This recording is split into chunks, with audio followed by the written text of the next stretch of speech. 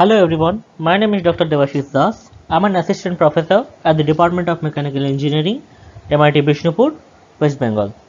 Today's topic of discussion is an introduction to electron beam welding process.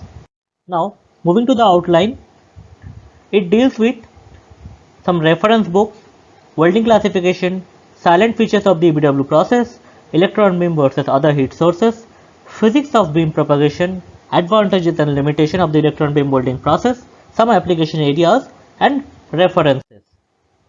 Electron beam welding principles and practices by A.H. Maleka, electron beam welding by H. Skulch. These two are very popular book, and Introduction to Electron Beam Technology by Robert Buckish is also a very good book.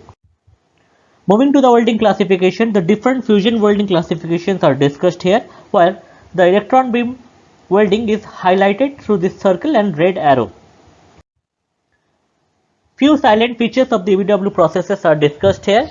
Initially, electrons are generated at this cathode and some potential differences at this bias cup is generated, for which these electrons gain some kinetic energy.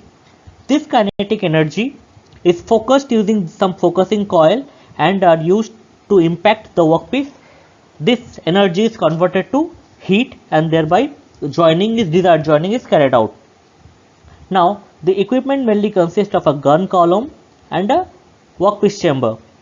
A DAS panel or data acquisition system panel is used to monitor or collect data related to temperature using thermocouples, stresses using strain gauges, etc.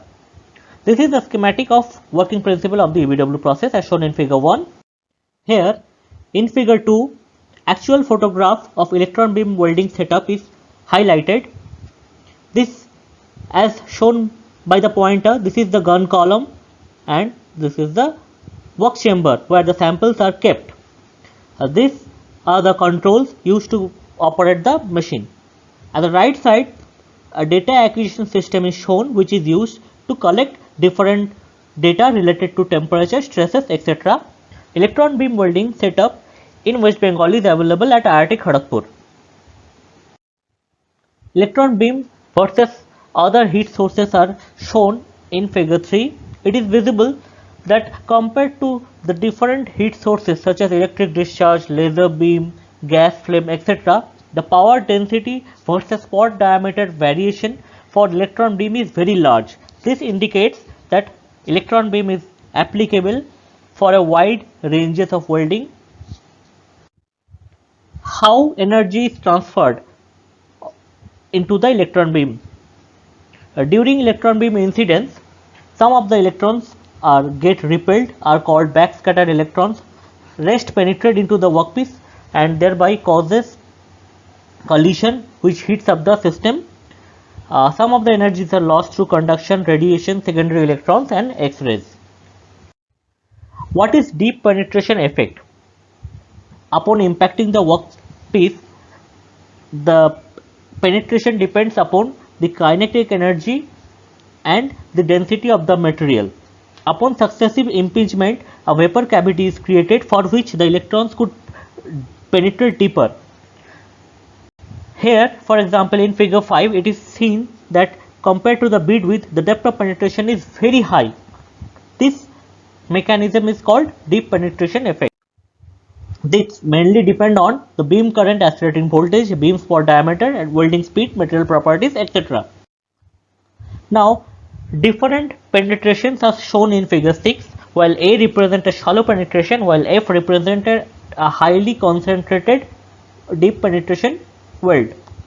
Moving to the physics of beam propagation, the present slide deals with formation and expansion of beam envelope. Here, a balance between kinetic energy and space charge effect is presented.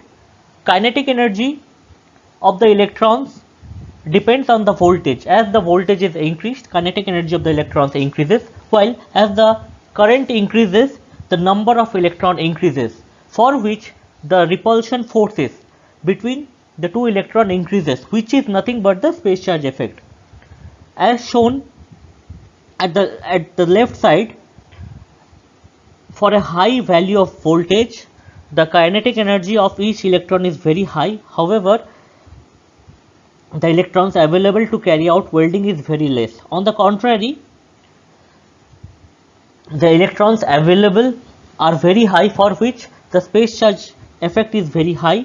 However, since the energy is fixed for a given voltage, the energy distributed among the electron is less, for which the kinetic energy is reduced. For both the cases, the weld geometry obtained is undesirable. As a result, a proper balance between kinetic energy and space charge effect is needed to obtain desired geometry. Moving to the advantages and limitation of the electron beam welding processes. As previously discussed in slide 8, where electron beam showed a wide power density variation, it indicated that it could be used for a wide ranges. Since electron beam is carried out in vacuum, so it could weld reactive metals. Being a high energy process, it offers reduced heat affected zone, low distortion and residual stresses. Some of the limitations include high manufacturing and maintenance cost. The workpiece size is limited to the vacuum chamber size, and vacuum creation takes a lot of time.